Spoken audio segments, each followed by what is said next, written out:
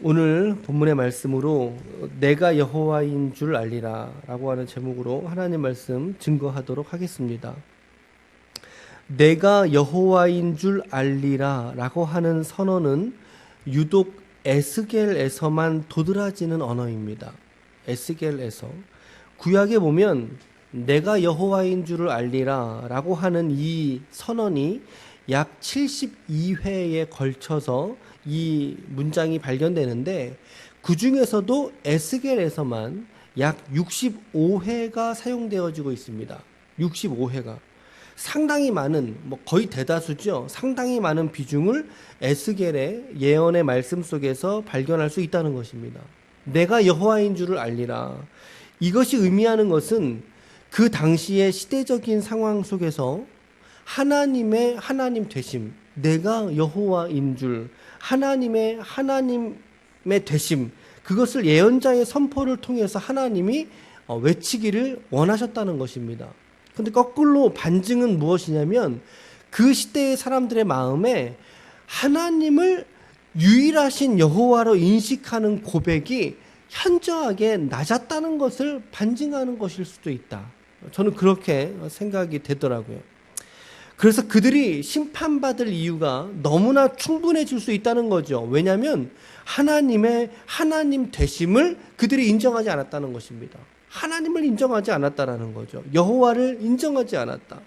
여호와라고 하는 뜻이 무엇이냐면, 나는 스스로 있는 자니라 라고 하는 뜻입니다. 나는 나다, 그 말입니다. 나는 무언가 원인에 의해서 존재하는 자가 아니다라고 하는 거죠. 하나님의 자기선언, 예수님의 자기선언과 마찬가지로 하나님의 자기선언의 대명사가 바로 여호와라고 하는 선언 속에 있다는 것입니다. 그러니까 하나님의 하나님 되심이 여호와라고 하는 고백 속에서 계시되어져 있다라는 거죠. 그런데 그 시대의 사람들은 하나님을 여호와로 고백하지 않고, 어쩌면 그들이 섬기는 다른 이방 제의에서 불렀던 그런 여러 신들 중에 한 신으로서 하나님을 전락시켜 버렸다는 거죠. 하나님을 그와 같이 전락시켜 버렸습니다. 이것이 그들이 심판받아야 될 이유로 너무나 분명했다는 거죠. 너무나 확실했다는 것입니다. 그래서 하나님은 오늘 예언자에게 누구에게 선포하라고 말씀하고 있습니까? 1절 말씀을 잘 보세요. 하나님의 말씀이 내게 임하여 이르시되, 2절에 인자야 너는 이스라엘 산을 향하여입니다. 이스라엘 산을 향하여 그들에게 예언하여 이르라. 지금 이 예언을 받고 있는 대상은 인격이 아니에요. 사람의 대상이 아니고 누구를 향해서 예언하라고요? 산을 향하여. 3절 중반에 보세요. 산과 언덕과 시내와 골짜기를 향하여 이와 같이 말씀하시기를. 무생물인 산과 계곡과 언덕과 시내와 골짜기를 향해서 너가 예언을 하라. 왜 그렇습니까? 이 예언의 말씀이 반드시 도래하고 실패하지 않을 확실한 예언이기 때문에 에스겔에게 산을 향하여 이 예언을 선포할 것을 명령하고 있다는 거죠. 그런데 그 말씀의 내용은 어제와 다르진 않습니다. 크게 다르지 않아요. 4절부터 7절의 내용인데, 요약하면 우상 앞에 엎드러지고 죽임당하고 황폐케 되고 철저한 심판을 하나님 앞에 이들이 받게 된다는 거죠. 그러나 그럼에도 불구하고 하나님이 이스라엘에게 남은 자를 두시겠다라고 말하죠. 남은 자를 두시겠다. 8절 말씀 같이 읽어볼게요. 8절 시작. 그러나 너희가 여러 나라에 흩어질 때에 내가 너희 중에서 칼을 피하여 이방인들 중에 살아남은 자가 있게 할지라. 그래서 그 살아남은 자들로 깨닫게 하는 것이 무엇일까요? 9절 같이 읽어볼게요. 시작. 너희 중에서 살아남은 자가 사로잡혀 이방인들 중에 있어서 나를 기억하되 그들이 음란한 마음으로 나를 떠나고 음란한 눈으로 우상을 섬겨 나를 근심하게 한 것을 기억하고 스스로 한탄하리니 그 모든 가증한 일로 악을 행하였음이라. 살아남은 자들이 하는 게 뭐예요? 하나님 앞에 뭐 하게 하신다는 거죠? 한탄, 회개하게 하는 일들을 그들 가운데 벌어질 것이다. 이 남은 사람들은요, 그들에게 어떠한 특별한 의가 있어서 그들의 공로로 인해서 살아남게 된 게 아니라는 거예요. 심판 중에서 어쩌다가 남게 된 사람들이에요. 어쩌다가. 이스라엘과 똑같은 죄를 짓고요. 똑같이 죽을 운명에 처해져 있었는데, 그런데 하나님의 어떠한 예정이 그들 속에 있던 거죠. 그 계획, 심판의 계획 속에서도 하나님의 선택으로 살아남게 된 자들이 바로 그들이에요. 그래서 10절 말씀에 보면 그때에야 비로소라고 말하죠. 그때에야 비로소 그들이 하나님을 여호와로 알게 될 것이다. 이 심판이 얼마나 광범위했는가 하면 14절 말씀해 보세요. 내가 내 손을 그들 위에 펴서 그가 사는 온 땅 광야에서부터 디블라까지 황량하고 황폐하게 하리니 내가 여호와인 줄을 그들이 알미라. 광야는 팔레스타인의 최남단을 의미합니다. 제일 남쪽. 디블라는 이스라엘의 최북단을 의미한다고 합니다. 그러니까 아주 전방위적으로 일어났던 거죠. 전 국가적으로, 전 민족에게, 그리고 모든 지역에게 일어날 확실한 하나님의 심판이 이스라엘에게 기다리고 있다라는 거죠. 오늘 저는 이 말씀을 묵상하면서 이런 적용을 해보게 됩니다.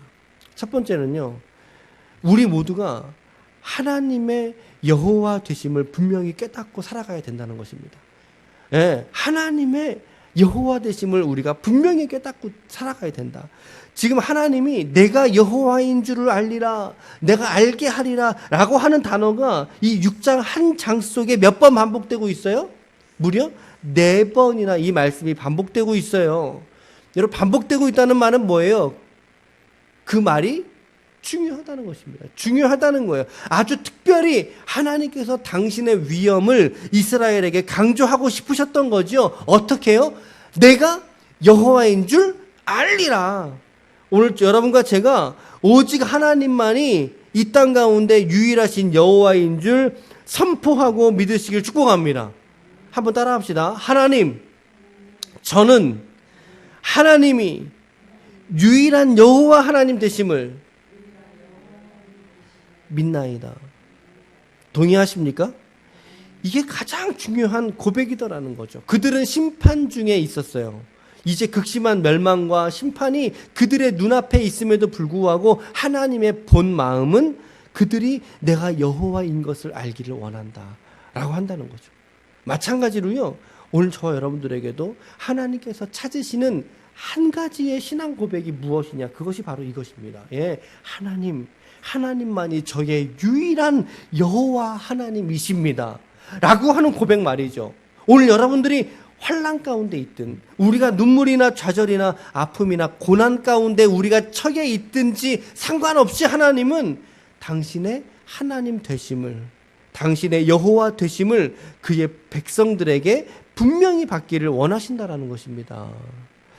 오늘 여러분들의 이 신앙 속에서 이 고백이 더욱 분명해지고 확실해지시기를 축복합니다. 여러분들의 어떤 상황과 상관없이 우리가 이 고백 놓치지 말아야 됩니다. 이 고백 붙들 줄 알아야 된다는 거예요.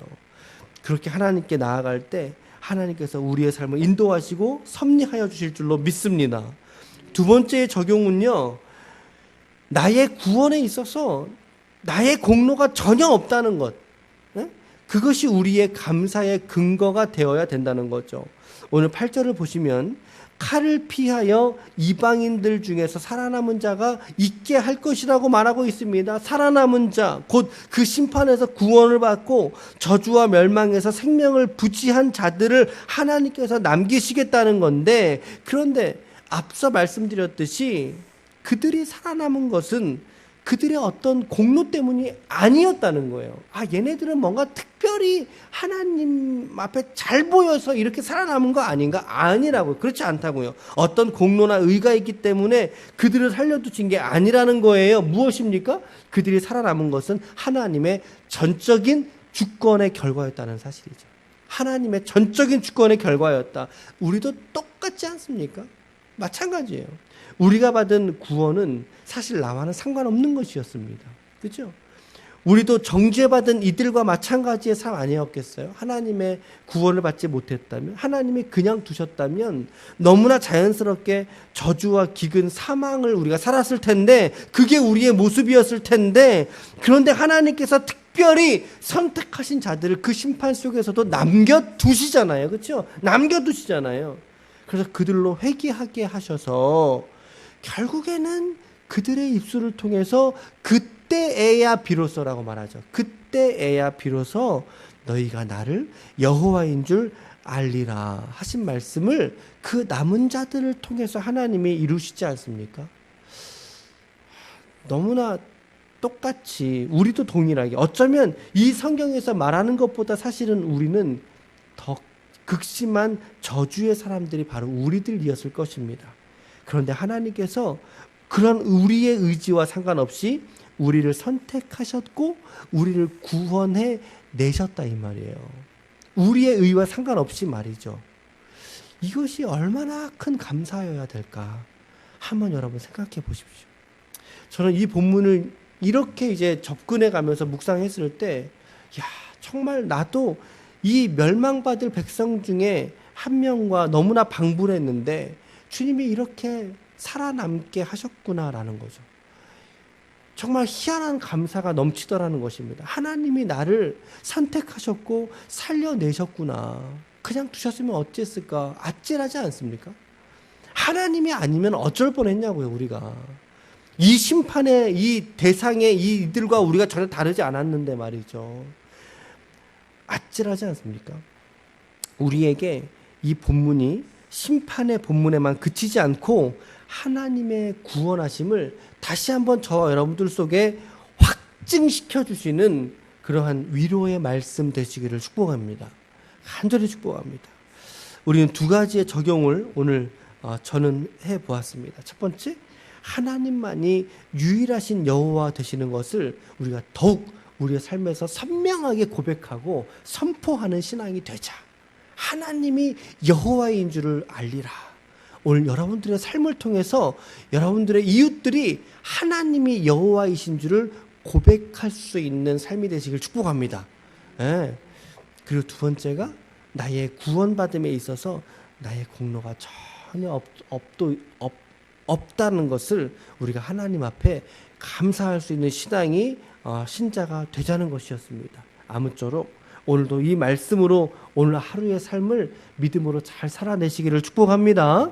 여호와 하나님의 무조건적인 은혜 속에서 오늘도 강건함으로 살아갈 수 있는 우리 모두가 되시기를 그리스도 예수님의 이름으로 축원합니다. 아멘.